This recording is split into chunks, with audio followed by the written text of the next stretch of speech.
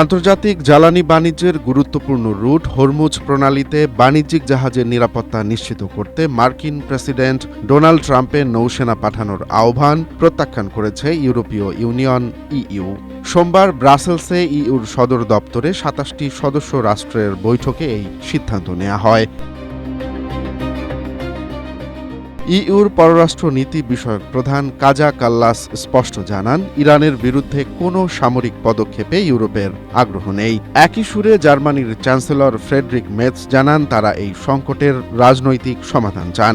অন্যদিকে ইতালির পররাষ্ট্রমন্ত্রী অ্যান্তোনিও তাজানি জানিয়েছেন, ইইউর নৌবাহিনীর বর্তমান মিশনগুলো অন্যান্য সাগরে ব্যস্ত থাকায় এই মুহূর্তে হরমুজে অতিরিক্ত সেনা মোতায়েন সম্ভব নয়।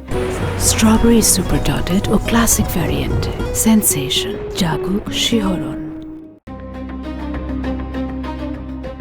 বিশ্বের ২০% তেল ও গ্যাস সরবরাহের এই গুরুত্বপূর্ণ রুটটিতে গত ১৫ দিনে অন্তত ১২টি ট্যাঙ্কারে হামলার ঘটনা ঘটেছে।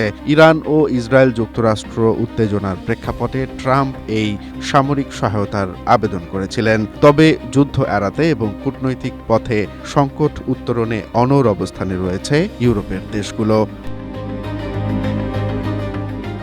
Romance Talukdar, Asia post.